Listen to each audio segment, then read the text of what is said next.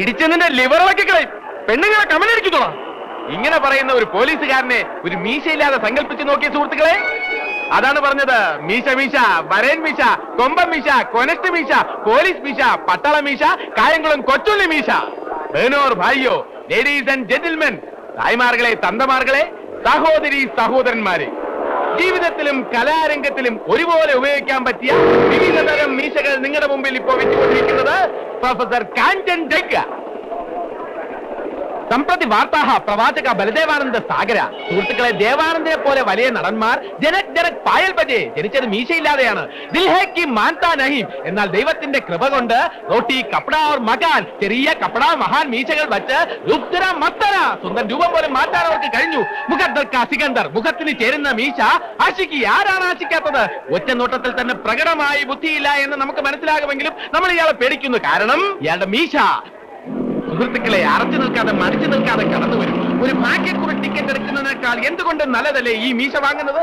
ഭാഗ്യക്കുറി ടിക്കറ്റ് എടുത്താൽ സമ്മാനം കിട്ടുമെന്ന് എന്താണ് ഉറപ്പ്? എന്നാൽ ഈ മീശ വാങ്ങിയാൽ നിങ്ങളുടെ മുഖത്ത് ഈ മീശ ഉണ്ടാവുമെന്ന കാര്യത്തിൽ യാതൊരു സംശയവും വേണ്ട. വരൂ വിവിധ തരം മീശകൾ. 5 രൂപ, 10 രൂപ, 15 രൂപ, 20 രൂപ. വരൂ വാങ്ങിക്കോളൂ. ക്യൂ നിന്ന് വാങ്ങും. തള്ളരുത്, എല്ലാവർക്കും ഉണ്ടല്ലോ. എന്താ അങ്ങനെ? വരൂ. മീശയും താടിയൊക്കെ സഹായ വിലയാണ്. വാങ്ങിക്കോളൂ, ഓരോരുത്തരായിട്ട് വന്ന് വാങ്ങിക്കോളൂ. ഉണ്ണികൃഷ്ണ വാങ്ങിച്ചോളൂ. ഈ മീശയും താടിയും വെച്ചാ ആർക്ക് വേണോ ആരെ വേണമെങ്കിലും പറ്റിക്കാം, തിരിച്ചറിയാൻ പറ്റില്ല. ഉണ്ണികൃഷ്ണൻ ഇങ്ങോട്ട് വന്നേ. ചിലപ്പോ ഈ താടിയും മീശയും വെച്ചാ പരിചയമുള്ള ആൾക്കാരാണെന്ന് നമുക്ക് സംശയം തോന്നുവരെ ചെയ്യും. ഉണ്ണികൃഷ്ണൻ അവിടെ നിന്നേ.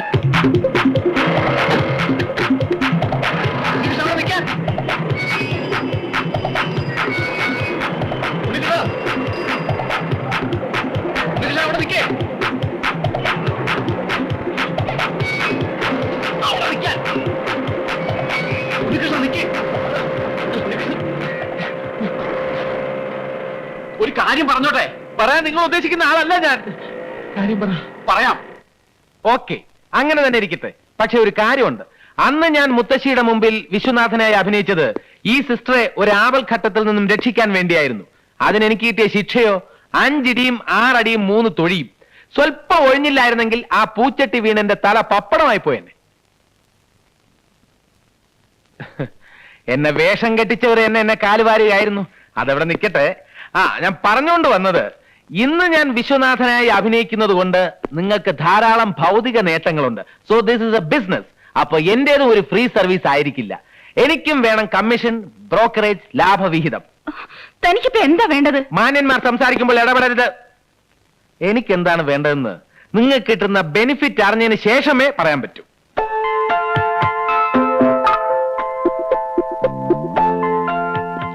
അതൊക്കെ എന്ത് വേണമെങ്കിലും തരാം. പക്ഷേ ഒന്ന് മാത്രം മനസ്സിലാക്കിയാൽ മതി. ഇക്കാര്യത്തിൽ നമ്മൾ തമ്മിലുള്ള പരസ്പര ധാരണയും വിശ്വാസമാണ് വേണ്ടത്. ഉണ്ണികൃഷ്ണന് ഇതൊരു ബിസിനസ്സും കോൺട്രാക്റ്റും ഒക്കെ ആയിരിക്കും. പക്ഷേ എനിക്ക് അതിനപ്പുറത്ത് പലതുമാണ്.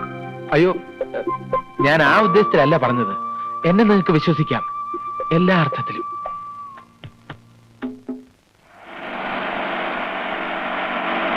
ഉടൻ നിർത്തിക്കോളൂ.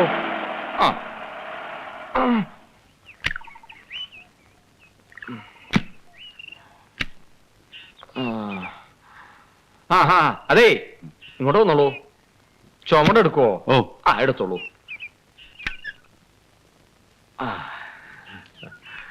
മുത്തശ്ശി, എന്നെ അനുഗ്രഹിക്കണം മുത്തശ്ശി. എന്താ തടി പോലെ നോക്കിക്കണേ? ഉമ്മർത്തോണ്ട് വെച്ചൂടെ? എന്താ ഒരൗൺസ് പഞ്ചജീര ഗുഡടിച്ച് കാറി കയറിയത് ഓർമ്മയുണ്ട്. ഇങ്ങ് വീടെത്തിപ്പോഴാ കണ്ണൂർന്ന്. ഞാൻ മത്തങ്ങ ഒന്ന് എടുത്തോട്ടെ. മുത്തശ്ശി വരുന്നത് പ്രമാണിച്ച് ഞാൻ ഓഫീസിൽ ചെന്ന് ലീവ് എടുത്തു. ഒന്നിനും ഒരു കുറവുണ്ടാകാൻ പാടില്ല. വന്നാട്ടെ. ഊണിന് മുത്തശ്ശിക്ക് ഇഷ്ടമുള്ള മാമ്പഴ പുളിശ്ശേരിയും പാവയ്ക്ക തോരനും തയ്യാറാക്കിയിട്ടുണ്ട്. പാലട പ്രഥമൻ വേറെയുണ്ട്. മുറുക്കാൻ ജാപ്പാണം പുകയിലയും തെങ്കാശി വെറ്റിലയും റോസ് ചുണ്ണാമ്പും വാങ്ങി വെച്ചിട്ടുണ്ട്. ഗുരുക്കളമ്മാവന് അങ്ങാടി മരുന്ന് എന്തെങ്കിലും വേണമെങ്കിൽ പറഞ്ഞോളൂട്ടോ. ഞാൻ ഇപ്പൊ തന്നെ വാങ്ങിട്ട് വരാം. തേച്ചു കുളിക്കാൻ ബലാ കുളിച്ചാതി എണ്ണ തന്നെ മതിയല്ലോ, അതും വാങ്ങി വെച്ചിട്ടുണ്ട്. ഈ സ്നേഹത്തിന് മുമ്പിൽ ഗുരുക്കളമ്മാവൻ പതർന്നു കൂട്ടിയേ. താൻ എന്തിനുണ്ട് പതർന്നേ? വേണ്ടേ? പതർന്നില്ലേ? വന്നാട്ടെ. ഒരു മോളെ നല്ല യാത്രാക്ഷീണം ഉണ്ടാവും. ആഹാ. ആദ്യം ഓരോ ഗ്ലാസ് ചൂട് കാപ്പിയാവാം അല്ലേ? ആ. ആ സിസ്റ്റർ സിസ്റ്റർ നിക്ക ഇന്ത് പോയി കാപ്പി എടുത്തോണ്ട് വരൂ. കാല് തടവണോ മുത്തശ്ശി? തടവി കൊടുക്കടി. ഇപ്പൊ വേണ്ട മോനെ, കുറച്ച് കഴിഞ്ഞിട്ട് ആ മതി. മതിയില്ലേ? ആ. വായി നോക്കി നിൽക്കാതെ ആ സാധനങ്ങൾ എടുത്തു വെക്കാൻ ആ. ഗുരുക്കളമ്മാനെ സഹായിക്കടി. നോക്കാതെ ചെല്ലടി. ചെല്ലു മോളെ. ആ. വിരട്ടിയാലേ ശരിയാവുള്ളൂ. നിന്നേ, മുത്തശ്ശിയുടെ മുമ്പിൽ വെച്ചുള്ള ഈ എടി പൊളി വിളി നിർത്തിയില്ലെങ്കിലേ എന്റെ സ്വഭാവം മാറും. അത് ഉണ്ണികൃഷ്ണൻ സ്വർണ്ണലതയെ വിളിക്കുന്നതല്ല. ഇവിടത്തെ നാടകത്തിലെ ഒരു കഥാപാത്രം മറ്റൊരു കഥാപാത്രത്തെ വിളിക്കുന്നതാണ്.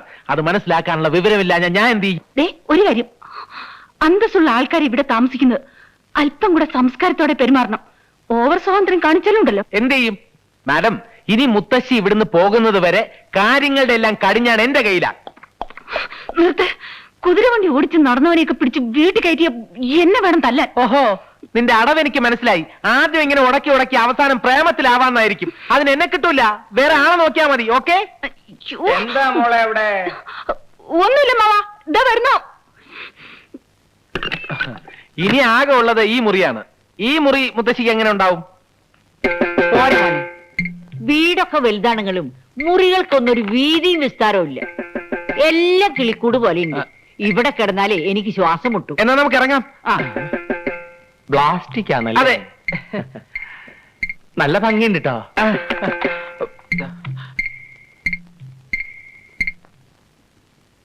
ഇതെന്താ ചിത്രം? ഞാൻ നോക്കിയിട്ട് കാറ്റും വെളിച്ചവും കയറുന്നതും വീതിയും വിസ്താരമുള്ളത് ഈ മുറിയെ. ഉവ്വ്, കിടപ്പ് ഇവിടെ തന്നെ അയക്കാലെ കുരുക്കളെ. ഉവ്വ്, ഇത് ഹാളാണ് മുത്തശ്ശി. ഉവ്വ്.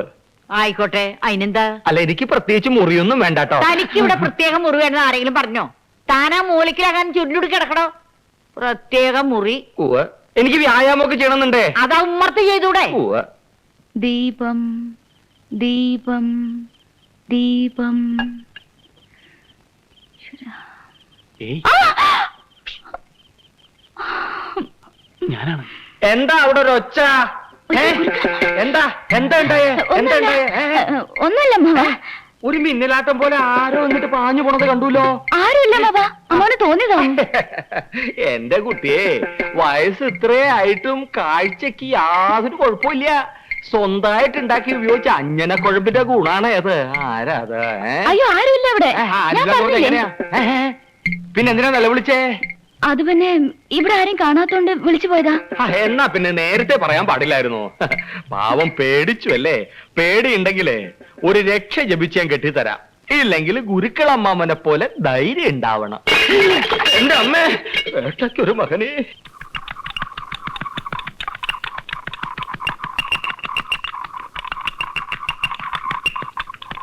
ഇനി എല്ലാ കാര്യങ്ങളും ചുമതല ഞാൻ നിങ്ങളെ ഏൽപ്പിക്കുക.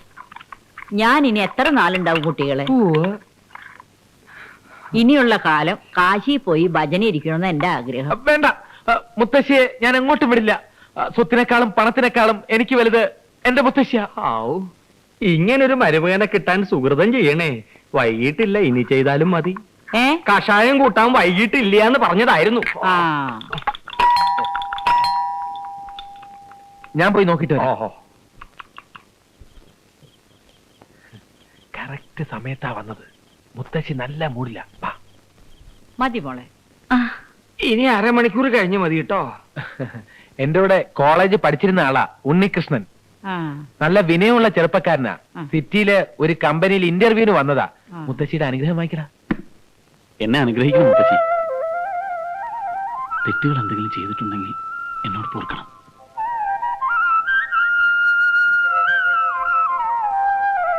നന്നായിരിക്കട്ടെ. എഴുന്നേറ്റുള്ളൂ. യവനൊരു അബദ്ധം പറ്റി. ഇന്റർവ്യൂ ഇന്നാണെന്ന് വിചാരിച്ചാ വന്നത്. കമ്പനി ചെന്നപ്പോഴാ മനസ്സിലായത് ഇനി 4 ദിവസം കഴിഞ്ഞേ ഉള്ളൂ എന്ന്. അപ്പോ 4 ദിവസത്തേക്ക് എന്റെ കൂടെ ഇവിടെ താമസിച്ചോട്ടോന്ന് ചോദിച്ചു. ഞാൻ പറഞ്ഞു ഇവിടെ മുത്തശ്ശിയും ഗുരുക്കളമ്മാവനും ഒക്കെ ഉണ്ട്, ഇവർക്ക് അതൊരു അസൗകര്യമാവുമെന്ന്. ക്ഷമിക്കണം, ഞാൻ വിചാരിച്ചത് ഇവിടെ ഉണ്ണികൃഷ്ണൻ അല്ല വിശ്വനാഥനും ഭാര്യയും മാത്രമേ ഉണ്ടാവുന്ന. ഞാൻ വരട്ടെ. നിൽക്കൂ. എനിക്ക് എന്താ സൗകര്യ? 4 ദിവസത്തെ കാര്യമില്ലുള്ളൂ. കുട്ടി ഇവിടെ കൂടിക്കോളൂ. കുറച്ചാളും ബഹളമൊക്കെ ഉള്ളത് ഒരു സുഖല്ലേ? ഞാൻ മുറി കാണിച്ചുതരാം. നിൽക്കൂ. നിങ്ങളെ ഞാൻ എവിടെയോ വെച്ച് കണ്ടിട്ടുള്ള പോലെ തോന്നുന്നു. തൃശ്ശൂർ പൂരം കാണാൻ വന്നിട്ടുണ്ടോ? ഇല്ല. തൃശ്ശൂർ മൃഗശാലയിൽ വന്നിട്ടുണ്ട്, അവിടെ വെച്ചായിരിക്കും. ലേശം ഇളക്കമുള്ള കൂട്ടത്തിലാണെന്ന് തോന്നുന്നു. എന്റെ ശരീരം ഇളക്കണ്ടെന്ന് പറഞ്ഞേക്കൂ. സ്വത്തും പണവും ഒന്നും മോഹിച്ചല്ല ഞാൻ ഇന്ദുവിനെ വിവാഹം കഴിച്ചത്. അവൾക്ക് ഇപ്പോഴുള്ളതിനേക്കാൾ കൂടുതൽ സ്വത്ത് എന്റെ കൈകൊണ്ട് സമ്പാദിക്കണമെന്നൊക്കെ ആയിരുന്നു മോഹം. ഇതിപ്പോ ആ മുത്തശ്ശി ഇംപ്രസ് ചെയ്ത് അവരുടെ കാശ് തട്ടിയെടുക്കാന്നൊക്കെ പറയുമ്പോ ഛേ, എനിക്ക് എന്നോട് തന്നെ പുച്ഛം തോന്നുക. ഒന്ന് ആലോചിക്കുമ്പോ ഇതൊന്നും വേണ്ടായിരുന്നല്ലേ. ഇതാണ് തന്റെ കുഴപ്പം. ഒരു തീരുമാനമെടുത്താൽ എടുത്തായിരിക്കണം. താനൊന്ന് ഉറച്ചു നിന്നാ മതി, എല്ലാം മംഗളമാക്കി തരുന്ന കാര്യം ഞാൻ ഏറ്റു. This part of the program is sponsored by Unnikrishnan. അതല്ലടോ, താനൊന്ന് ആലോചിച്ച് നോക്കിയേ. എനിക്കിപ്പോ എന്റെ ഭാര്യയുടെ മുറിയിൽ ഒന്ന് കയറണമെന്നുണ്ടെങ്കിൽ ഞാൻ ആരുടെയൊക്കെ സമയവും സൗകര്യവും നോക്കണം. അതെല്ലാം തന്റെ കയ്യിലിരിപ്പ് കൊണ്ടാണെന്ന് കരുതി സമാധാനിച്ചാ മതി. ഞാൻ എന്ത് തെറ്റ് ചെയ്തെന്നാണ് താൻ പറയുന്നത്? എവിടെ? തന്നെ തന്നെ നോക്കി നിൽക്കാൻ അവിടെ. അയാൾ എന്തിനാ എന്നെ തന്നെ നോക്കുന്നത്? ഞാൻ വന്നപ്പോ തുടങ്ങി ശ്രദ്ധിക്കുക. താൻ നോക്കിക്കോ, ഞാനൊരു കളി കളിക്കാം. ഞാനാണ് ദേവരാജനെ കൊന്നതെന്ന് വേറെ ആർക്കും അറിയില്ല. നേരത്തെ സുമിത്രയെ ബലാത്സംഗം ചെയ്തതിന്റെ പേരിൽ ഡേവിഡിനും എന്നോട് ശത്രുതയുണ്ട്. അതുകൊണ്ടാണ് എനിക്ക് ഒളിച്ചു താമസിക്കേണ്ടി വരുന്നത്. പക്ഷേ ഇപ്പോഴത്തെ എന്റെ ഏറ്റവും വലിയ പ്രശ്നം അകാരണമായി എന്നെ സംശയിക്കുന്ന കിളവനാണ്. അയാളെ തട്ടാതെ രക്ഷയില്ല. ഇനി നീ പറ, ഞാൻ ഏത് റോൾ എടുക്കണം? ഇൻസ്പെക്ടറുടെ റോൾ എടുക്കണോ, കുറ്റവാളിയുടെ റോൾ എടുക്കണോ? നാടകം കൊഴിപ്പിക്കണമെങ്കിൽ നീ കുറ്റവാളിയുടെ റോൾ തന്നെ എടുക്കണം. അതാവുമ്പോ നിനക്ക് പ്രത്യേകിച്ച് അഭിനയിക്കേണ്ട കാര്യമില്ല. ഗുരുക്കളമ്മാവ് എപ്പോ വന്നു? അത് പിന്നെ ഇവൻ നാടകക്കാരനാണ്. നിന്റെ നാടകത്തിലെ ഗുരുക്കളമ്മാവിനെ പറ്റിയ വേഷം എന്തെങ്കിലും ഉണ്ടാവൂടാ? വേഷമൊന്നും ഉണ്ടാവൂല. അമ്മാവന് കർത്തം വലിക്കാൻ അറിയാവോ? പെരിപ്പിക്കണ്ട അമ്മാവാ, ദേഹം ഇളകും.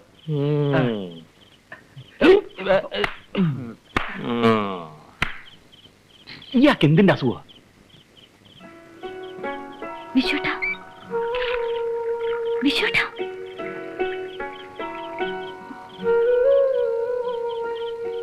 നീ വിഷമിക്കാതിരിക്കെ. ഒരു 11 മണി കഴിയുമ്പോ ഞാൻ മുറിയിലേക്ക് വന്നേക്കാം. അയ്യോ, മുത്തശ്ശെങ്ങാനും കണ്ട? മുത്തശ്ശി കാണാതെ ഞാൻ വന്നോളാം. എനിക്ക് പേടിയൊന്നു. പേടിക്കാനൊന്നുമില്ല. മുത്തശ്ശിയും ഗുരുക്കളും ഉറങ്ങി കഴിഞ്ഞതിന് ശേഷം മാനേജ് ചെയ്തോളാന്ന് ലത ഏറ്റിട്ടുണ്ട്. മാനേജ് ചെയ്തോളാന്ന് ലത ഏറ്റ നിലയ്ക്ക് എന്ത് വിശ്വനാഥനോട് പറഞ്ഞ് എനിക്ക് ആ ജോലി ഒന്ന് ശരിയാക്കി തരണം. ഞാൻ പറഞ്ഞു നോക്കാം. ഓ, കുടിക്കാൻ കുറച്ച് ജീരവെള്ളം കിട്ടിയ തരക്കേടില്ല. കടുക്ക വെള്ളമാണ് കുറച്ചും കൂടി നല്ലത്. എന്തുവാ